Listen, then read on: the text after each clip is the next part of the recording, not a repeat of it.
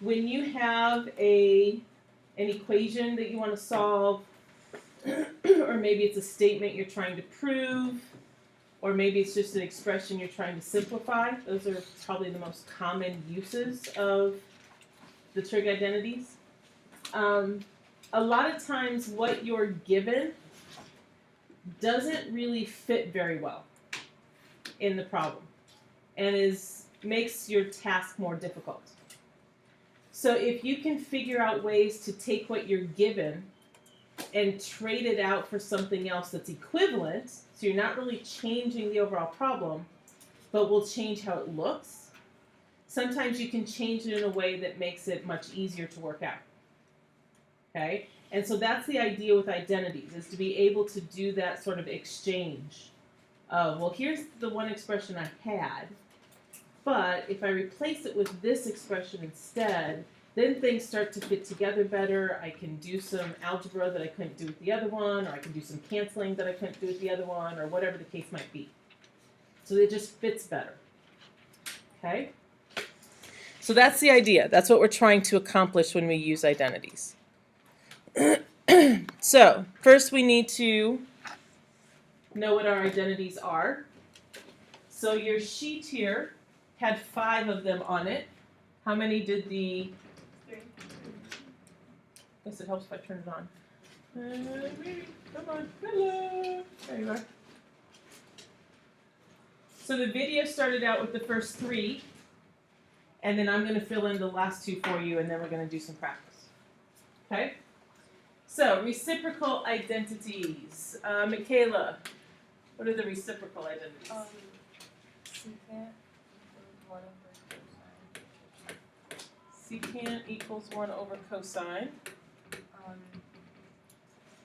Cosecant equals 1 over sine. Yeah, sine. Okay. Cotangent equals 1 over 10.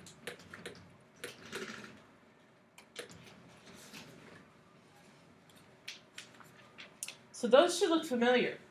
Yeah? We've already talked about those. We've talked about the fact that the secant is really just the reciprocal of cosine. That the cosecant is really just the reciprocal of sine. Cotangent is just the reciprocal of tangent.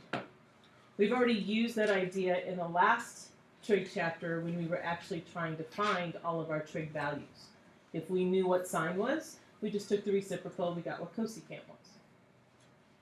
And the other thing to realize here is that it works in reverse. So cosine is equal to 1 over secant. And sine is equal to 1 over cosecant. So the reciprocals can work in reverse as well. Okay? So hopefully these shouldn't be too tough. We've already seen them, we've already used them. But just know that, again, these are identities, meaning it doesn't matter what angle measure I decide to choose for theta. This statement is always true. It's always equivalent. Now, when we talk about identities, sometimes we get identities mixed up with equations because we've got this equal sign. So we're used to the fact that when we see equal signs, we have equations. When we have equations, we're going to solve for the variable to find those 1 or 2 values that are going to make the statement true. So those are situations where the statement is not always necessarily true. There's just 1 or 2 values for which it is true. Okay, that's an equation. That's solving. Identities are different in that there's not just 1 or 2 values that make this true. This is true all the time. I could pick 45 degrees, I could pick 210 degrees, I could pick 347 degrees, I could pick pi over 3, I could pick 5 pi over 6. It doesn't matter what I pick for that angle, the statement's always true. That's what makes it an identity instead of an equation. So when you see these, we've got to get untrained from the idea that, oh, equation, I got to solve something. No, you don't. Not on these. Okay? All right. Next set of identities were the quotient identities.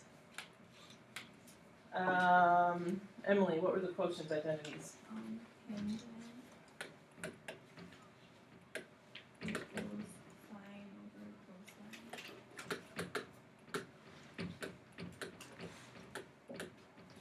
And cosine equals cosine over sine.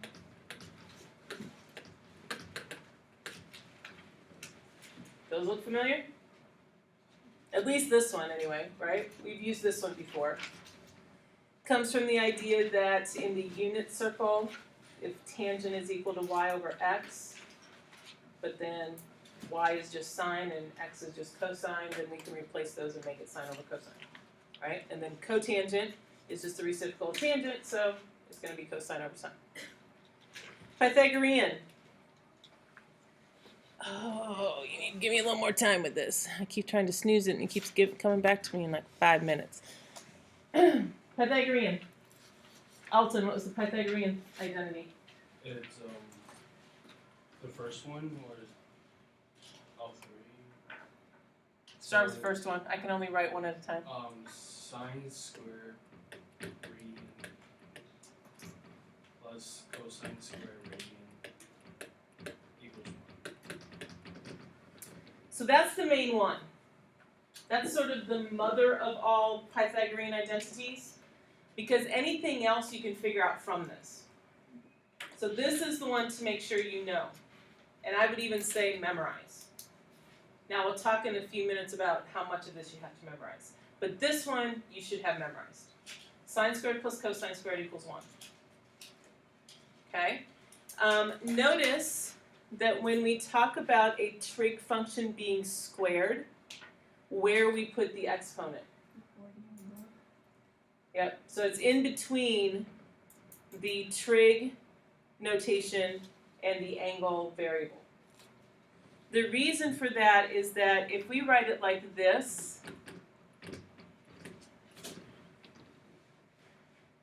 can you see how that might be confusing?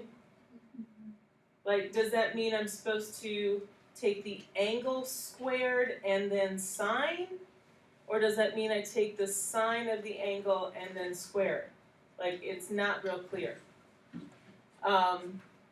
So, as a way to avoid that confusion, the exponent goes here in the middle. What it means is this. Okay, when you see this kind of notation, it means we take the sine of the theta and then we square that answer. Okay? Alright, so sine squared plus cosine squared equals 1.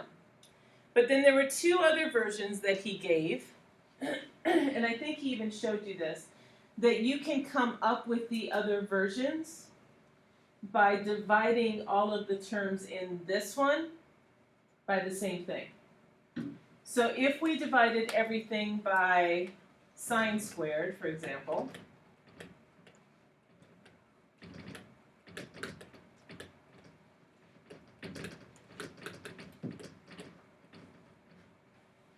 then sine squared of theta over sine squared of theta would give us what? 1.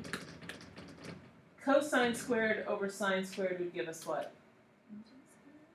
Cotangent squared. So what happens here with the unsquareds also works with the squareds. So the fact that cotangent is equal to cosine over sine, cosine squared over sine squared would give us cotangent squared. Okay? And then 1 over sine squared?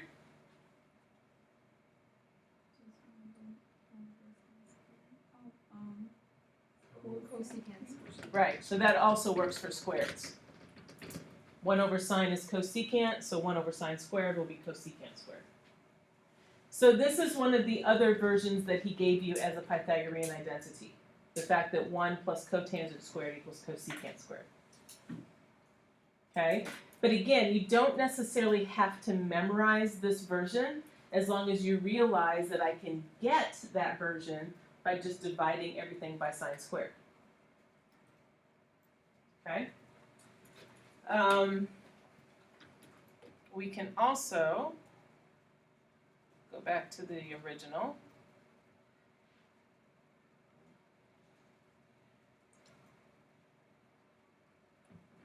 And let's divide everything by cosine squared.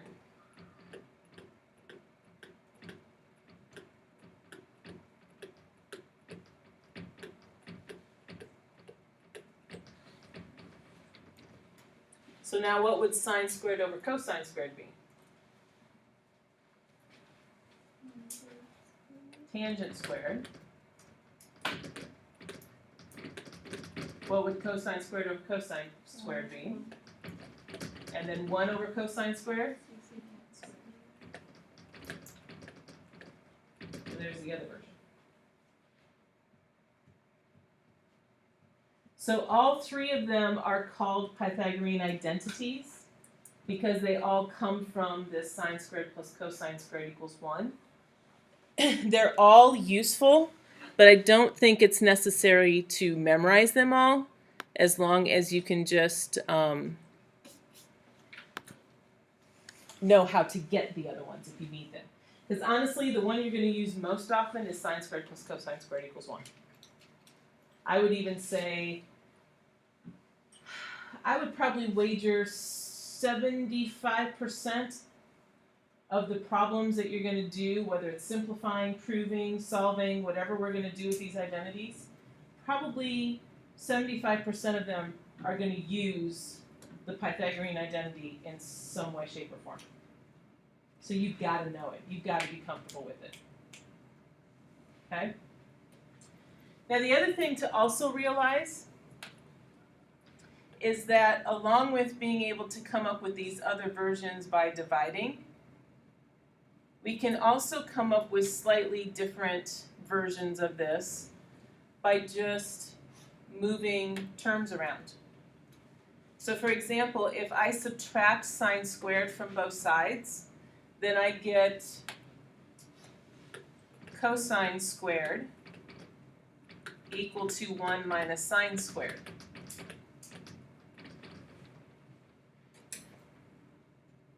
Right?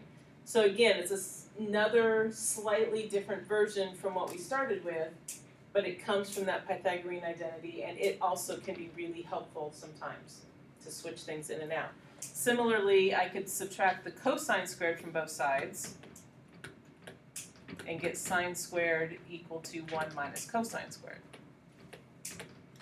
So those versions can also be really helpful. So we just need to be aware that we can also just subtract terms from both sides to get other versions. Okay? All right, the last two, the two he did not cover in the video, are probably not as common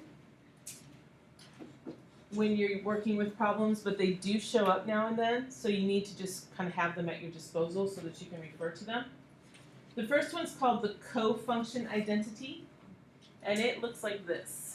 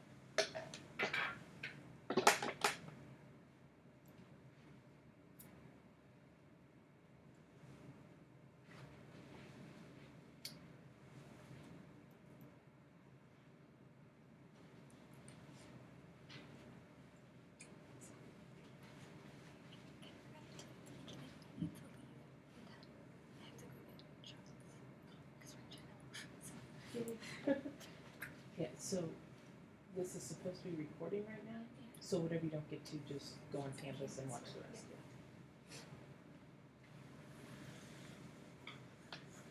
Okay, so these are called the co-function identities because they change one trig function into its complement trig function. So it can change a sine into a cosine, or a cosine into a sine, or a tangent into a cotangent.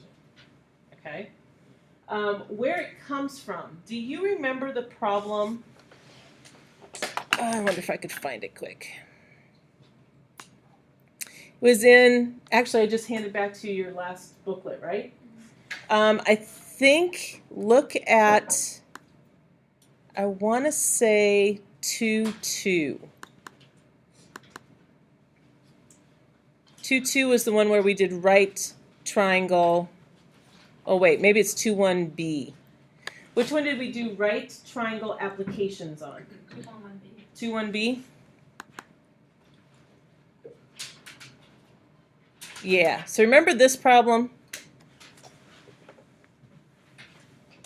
Number 3 on the back side of 2-1b. Okay?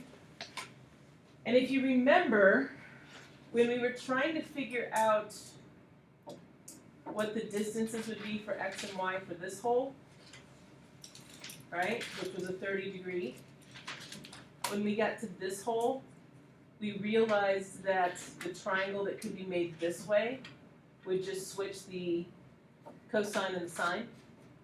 So the sine that I found here ended up being the cosine here. And the cosine that I found here ended up being the sine here. Remember that? Kind of? A little bit? That is where this identity is coming from.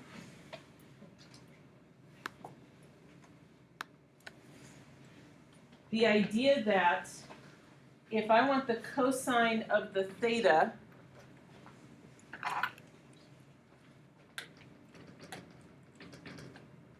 which is this, it's going to be equivalent to the sine if I go that same distance, but I go this way. Right? If I take pi over 2, which is our 90, and subtract that theta amount, then what was sine here is going to be my cosine there. Right? And what was the cosine here is going to become my sine here. Those distances are going to be the same. That's where this identity comes from. Okay? Even odd identities. Here's what they say, first of all.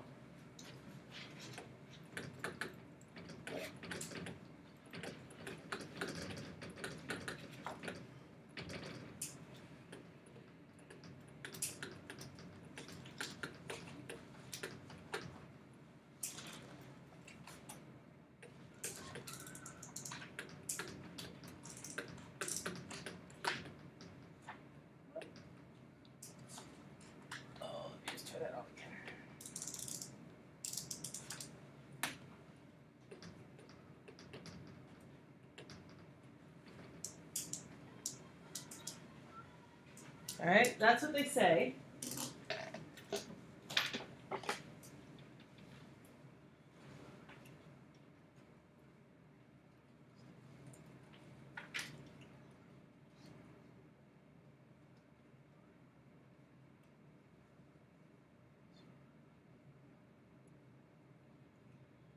The first one says it's the back is negative sign, so cosine's the only one that's not negative. Correct.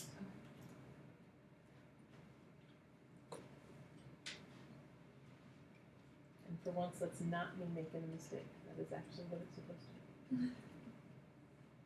So here's what happens with this one. If you think about your unit circle again, okay, if I choose a positive angle here, going counterclockwise, the negative angle then would be down here the same amount, right? Okay? So wherever that point is, that's on the unit circle up here, going to be the same spot down here. And so my y value is my sine, right? And then my x value is my cosine. So look at what happens when you compare the two. When I take the sine of the negative, my sine value ends up negative, right? Fourth quadrant, sine in the fourth quadrant is negative. When I take the sine of that same angle measure but positive, then my sine is positive. So what this is saying is, if I want to take the sine of some negative angle, I am going to get the opposite answer of what the sine of the positive angle is. Because if I go negative, then I'm getting negative answers, but if I went positive, I got positive answers. So they're opposite answers. Distance is the same. Okay? They're both square root of 2 over 2, they're both square root of 3 over 2, whatever. But this one's positive and that one's negative, so they're opposites of each other. So that's what this one is saying. If I take the sine of a negative theta value, that is the same as taking the opposite of the sine of the positive theta value. Okay, make sense? Same thing happens with tangent. Okay, first quadrant for tangent is positive, fourth quadrant for tangent is also negative. So same thing happens there. Taking the tangent of the negative theta is going to be the opposite of whatever the tangent of the positive theta was. Okay? But with cosine, if I take the cosine of the positive theta and compare it to the cosine of the negative theta, they're the same. Right? The cosine is my x value. Both quadrant 1 and quadrant 4 give me positive cosines. So in cosine, it doesn't matter if I'm doing positive or negative for my angle. Cosine is going to be the same either way. So I don't need the negative sign out in front of cosine like I do with sine and tangent, because they're the same answer. They're not opposite answers. Okay? And that can be really helpful because sometimes having the negative inside of the trig function makes things tricky. So if we can pull it out, then it makes the problem easier to figure out. Okay? So with sine and tangent, you actually pull it out and put it out in front. With cosine, you basically just make it disappear. You don't need it. Okay? All right, so those are the 5 what they call fundamental identities. There's also these upper level identities that pre-calc's going to have to deal with in about 2 weeks, but we're not going to go that far with you guys. If we get the fundamentals down, we'll be good. Okay, I just kind of want to do these next couple of lessons to give you an idea of how this works, so that if you take a college level math class where you have to know some of this stuff, it won't be totally foreign to you. Okay, so we're just going to mostly work with these 5. So, although I recommend that you have the sine squared plus cosine squared equals 1 memorized, in general, I do not think it's that beneficial to make you memorize all these. So on the back side of your foldable for homework tonight, we're not going to do it right now, especially since we were a little late getting class started. But for homework tonight, if you want to copy these identities onto the back side of your foldable, you can, and then that'll be something you can use on a test as well. Because the foldable is going to be allowed on the test. Okay? So you can do that as part of your homework tonight. All right, so for right now, just kind of have your finger in that page so that you can flip back and forth, because we're going to go through some different examples. So here's the kind of situation you're going to deal with in today's lesson. They're going to give you different kinds of trig expressions, and your goal is to try to get them simplified down to the simplest possible expression you can get. Okay? Sometimes that means a single expression.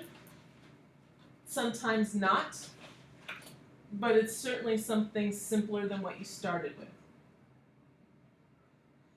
Okay? So right now we're looking at sine x, cotangent x, secant x.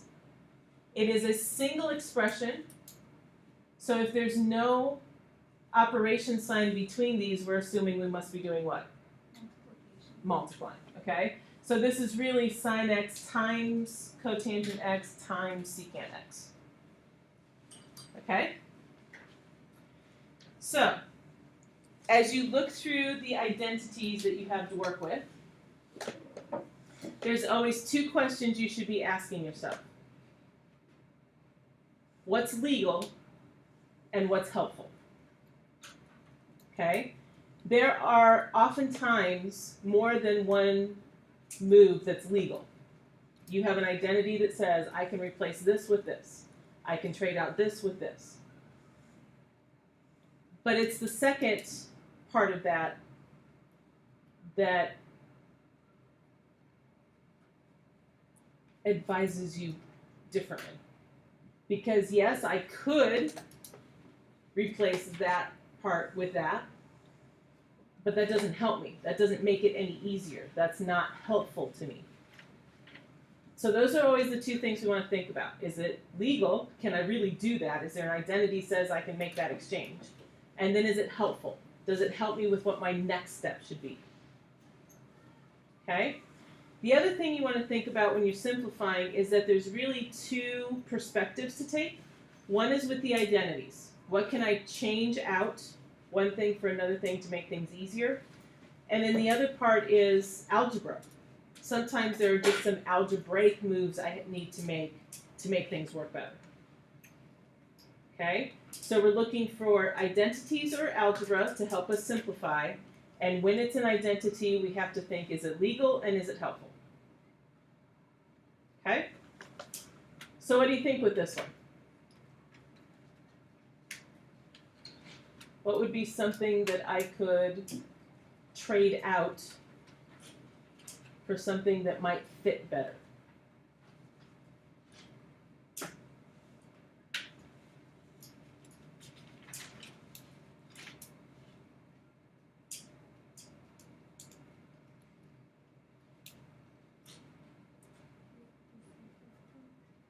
Sorry? So tell me specifically, what would you trade for what?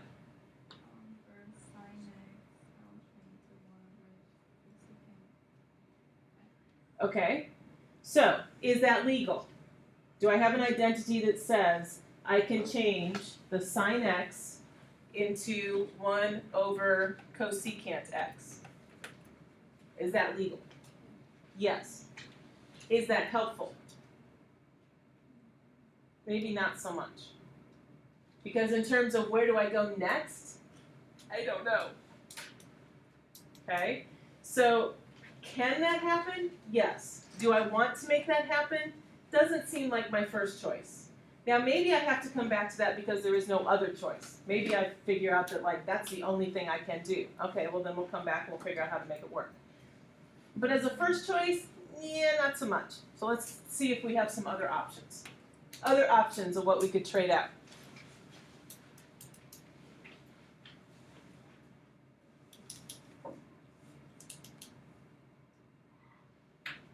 You've got the identities.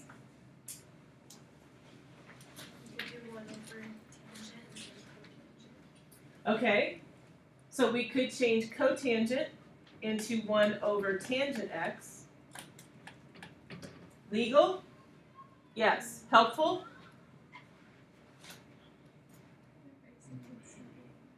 Yeah, maybe a little bit more helpful than the cosecant one we just did. But again, when he then asks, so what's my next step? I still don't really know. So again, maybe not a first choice. We'll keep it in the back of our mind in case we have to come back to it. Other options.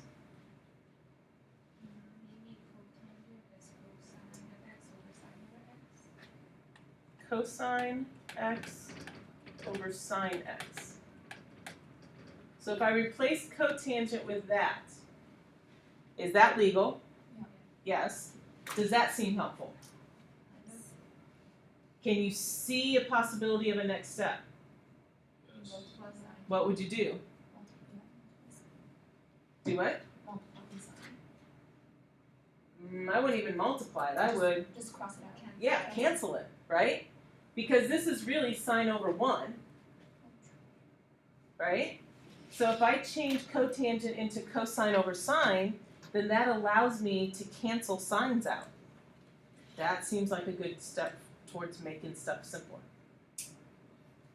Okay? So there's a pretty good choice. Now, I haven't touched the sine or the secant, so they're going to stay as is for the moment. I'm just trading out. I'm trading the cotangent x with a cosine x over sine x. And then by doing that, I can cancel out my sine x's. Okay? Everybody good that stuff? So that was legal and helpful, because it helped me cancel something and make things simpler. Okay? Anything else you want to trade out? Change the secant To what? to 1 over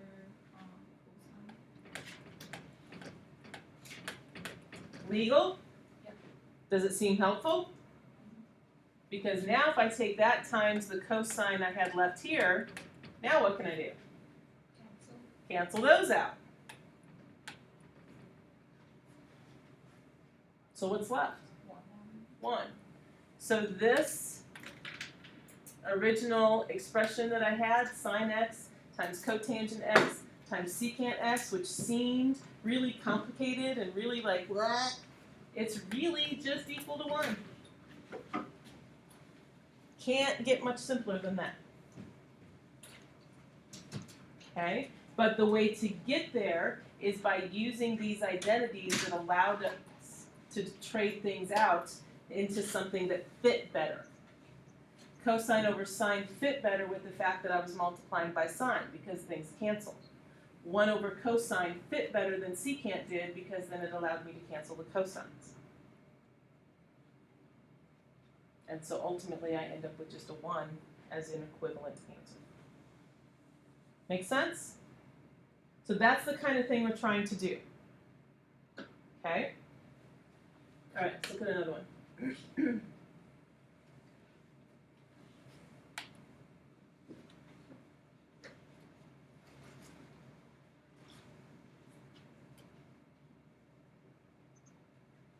Possible options for this one.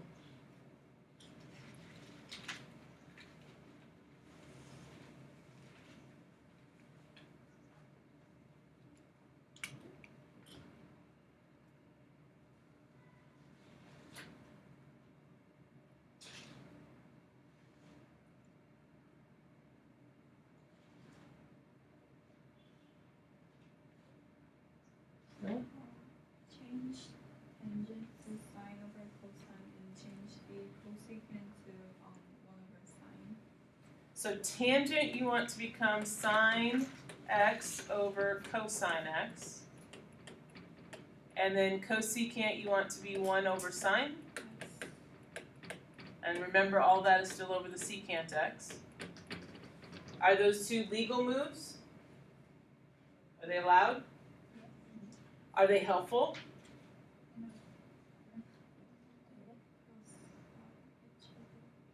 Based on those moves, can you see a next step? Yeah. So that's what makes it helpful. Like if you make those changes, then you're like, oh, so then I can, that's helpful. That's a good thing. So in this case, my next step is, boom, sines are gone.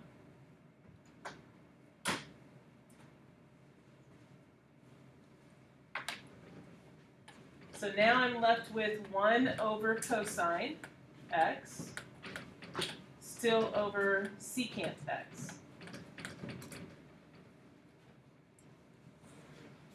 Okay, so what can I do with that?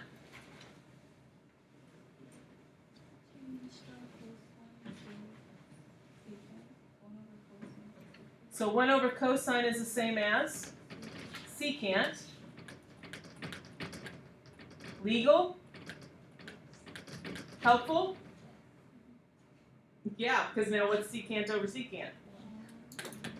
Now, a little word of warning here, not every answer is going to be 1. Okay?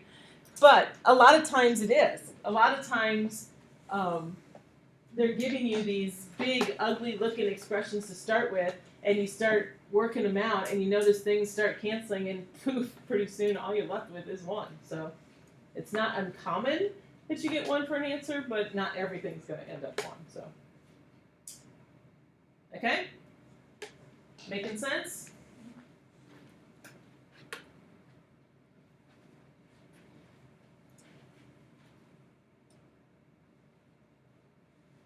What can we do with that one?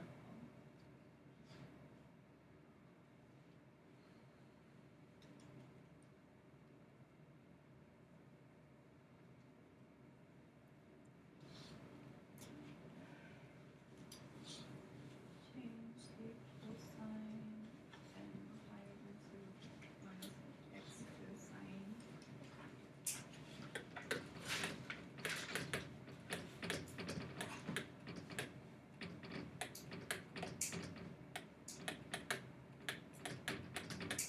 Okay, so we're taking this right here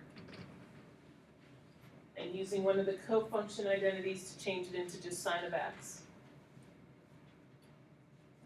Okay, what else can we do? Change the sine times negative x, sine negative x to negative sine x.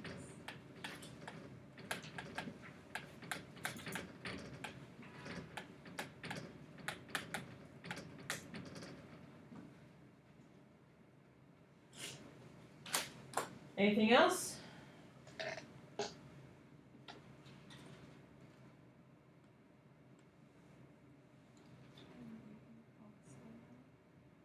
I can do what?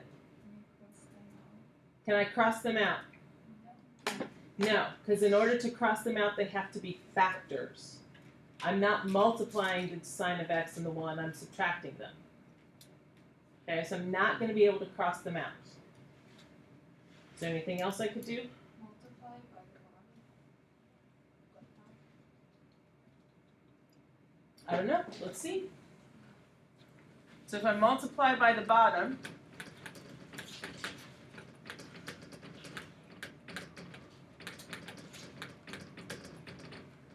so start thinking through what you're going to get. Does that seem like it's helpful?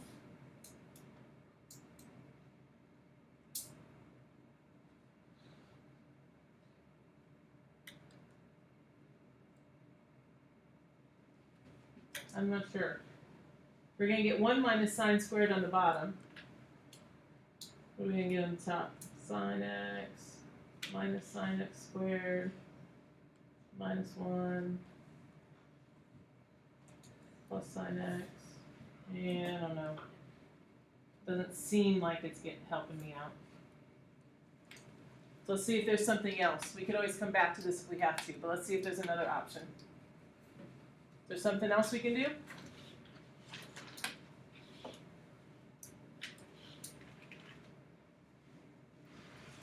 Is anyone annoyed by the fact of how close those are and yet they're not the same? Is there anything I could do to make them the same? They're so close.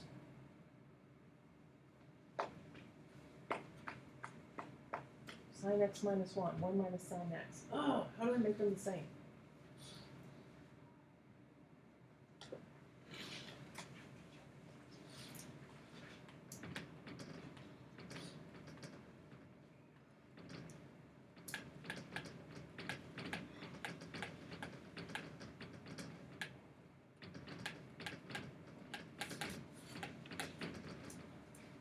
Can I do that?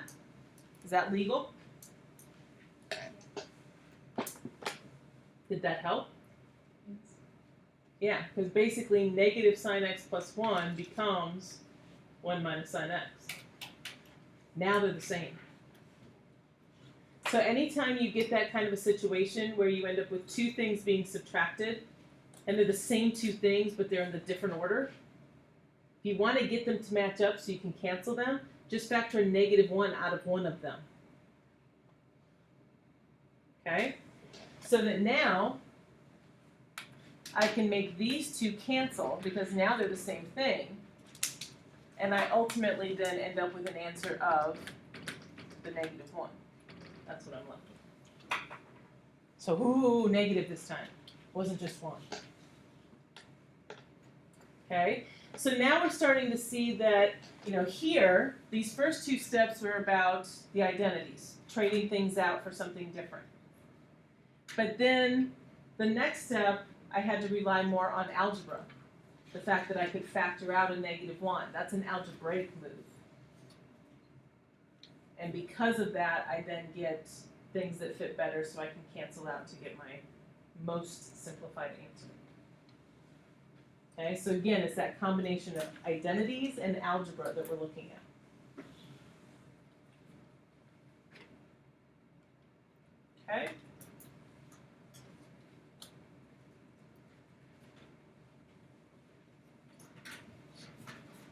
What do you think about that one?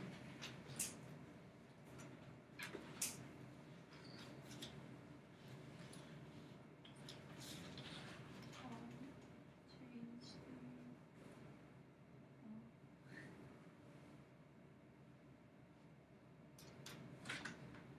What were you going to say, Ellen? I was gonna say change to sine squared. Yeah, so our numerator is 1 minus cosine squared, right? So if you look at one of the forms of the Pythagorean, that's equal to sine squared. So here's another one of those cases where, is that a legal move? Yes. But does changing my numerator to sine squared of x help? No, because then that question of, so what's next? I don't know. Now I've got sines and cosines going on. Like, that doesn't seem like it helped me at all. Okay, so again, that two-sided question. Is it legal? A lot of times that's yes. But then is it helpful? Yeah, no, not so much. So can we come up with something that is helpful?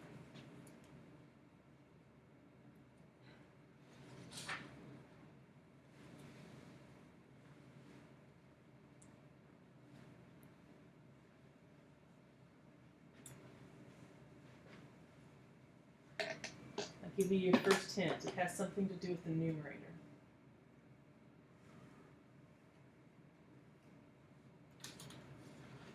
Can you think of anything you could do with the numerator that would help us?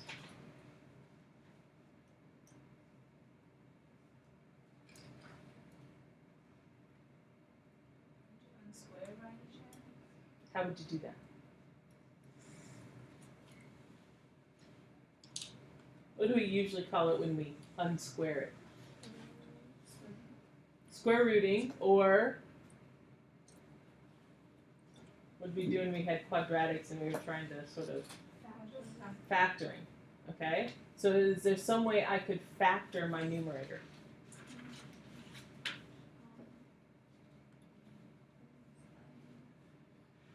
Negative cosine x plus 1 cosine x minus 1. Close, but you're on the right track. Just keep it in the order that it's in and go with your plus minus. Okay, so 1 technically is a perfect square, right? 1 times 1 is 1. Obviously, cosine squared is a perfect square. So if I have a difference of squares, I can use the pattern to factor those. But we want to just keep them in the same order. So we're going to go 1 minus a cosine of x, and then we're going to go 1 plus a cosine of x. So using the difference of squares pattern here to factor that out. So here we're relying more on algebra rather than identity. We didn't replace it with something that's equivalent. We actually used some algebra to rewrite it. Now, is that helpful? Yeah, because now my denominator matches one of my factors. So if I cancel those out, then my simplified answer is just 1 minus the cosine of x. So there's something other than 1. And that's as simple as you can get. I mean, if you try looking at identities, there really isn't anything else that makes that simpler. Algebraically, there's not much else you can do besides just subtract. So that's as simple as you can get. Okay? So an example of one where we need to think more about the algebra than the identities to help us out. All right, one more.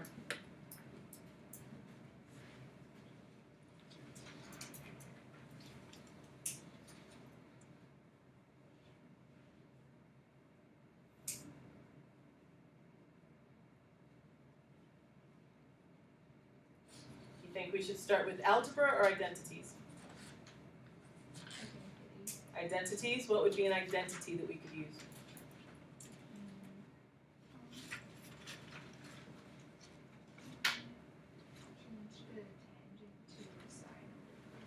Okay, so we still have a sine of x in front of it, but then the tangent part we're going to change to sine of x over cosine of x. And then we'll still add the cosine of x there. Okay? So what happens now if I actually multiply these two together? What would I write?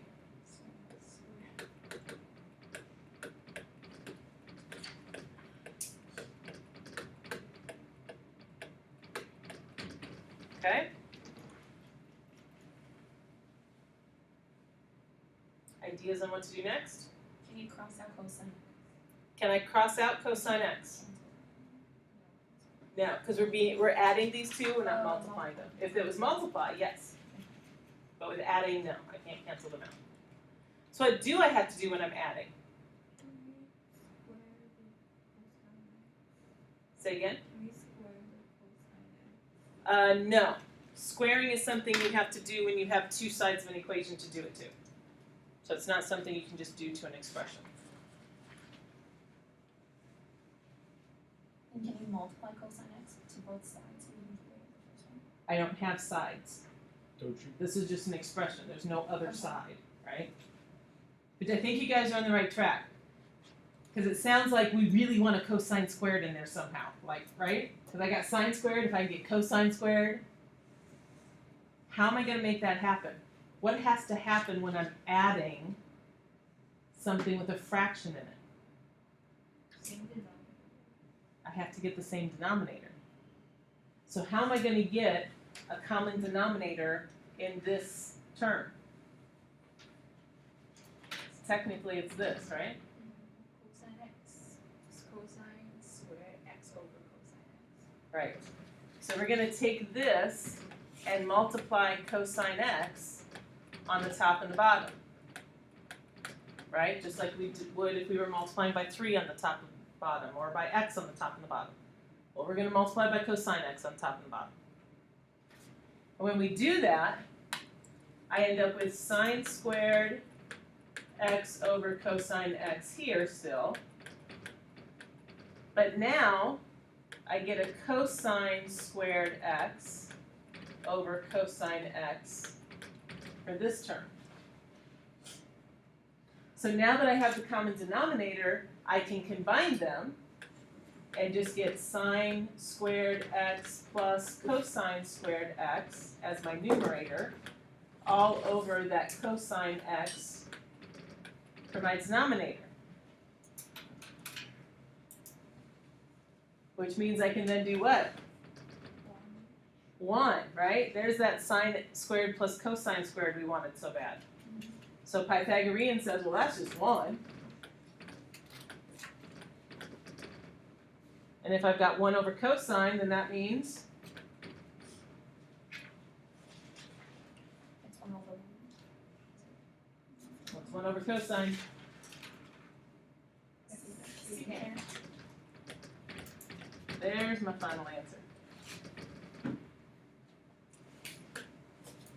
So taking sine x tangent x plus cosine x is really just secant x. Okay? So again, combination of identity first. Okay? Okay. So identity first, replace the tangent with sine over cosine. That allows us to combine this a little easier. Then we have to go into algebra mode because we have to know, okay, well if I'm going to add fractions, that means common denominator, so what do I do for that? And then when I do that, that means, okay, well now I can go back to identities because sine squared plus cosine. Sine squared is going to give me 1, and 1 over cosine is going to give me secant. So it's that back and forth again between identities and algebra. And working both of those things to get things to fit and simplify as much as you can down to the simplest answer possible. Okay? So that's the goal. That's always what we're shooting for.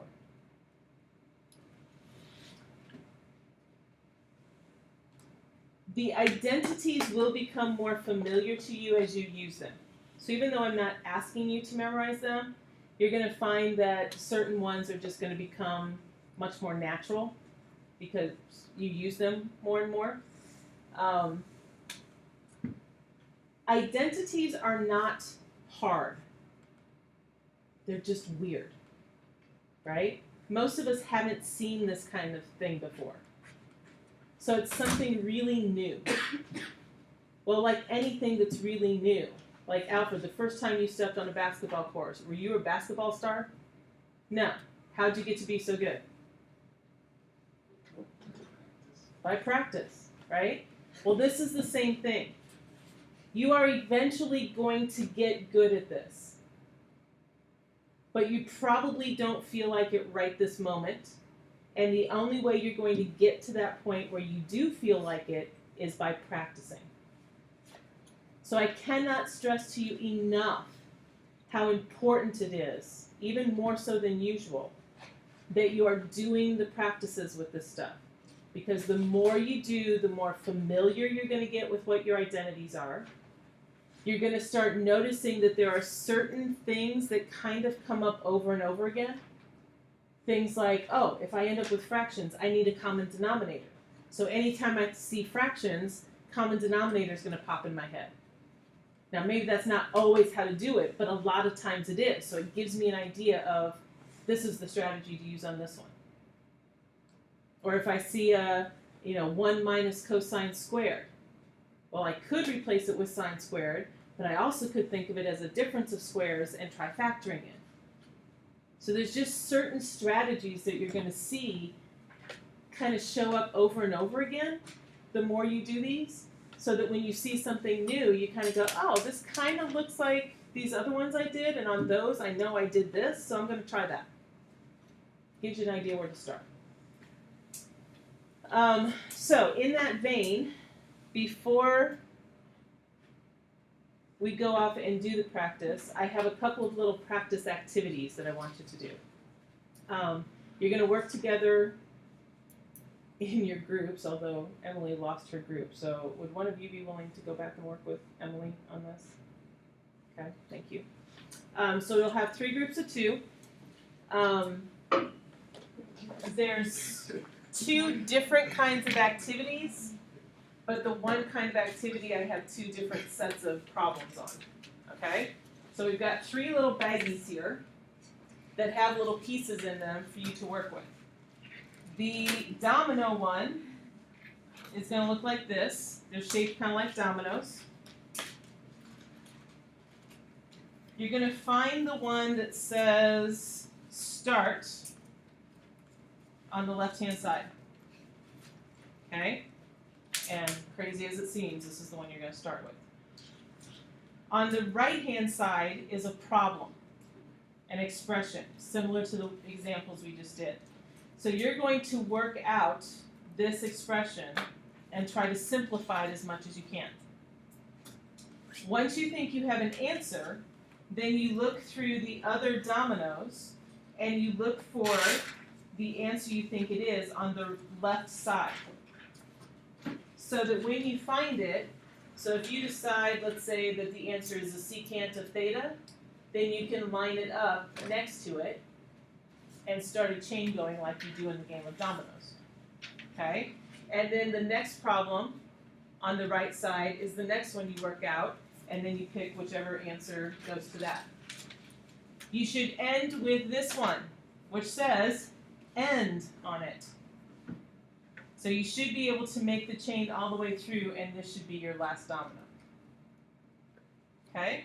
When you think you have all of those put together, I have the answer sheet for you. Just raise your hand, I'll give you the answer sheet. You can check it out. So that's one activity, and that's what's in one of the little bags. The other activity is similar, but instead of dominoes, we're using triangles. And with the triangles, you have to find 3 different triangles that are equivalent. Okay, so it's not just matching up 2, it's matching up 3 of them. Some of them just have the simplified on it, like this one just says sine of theta. So there's nothing to simplify there. It's probably an answer to something. Okay? So when you find 3 of them, if everyone can just kind of look on this table really quick, you're going to put them together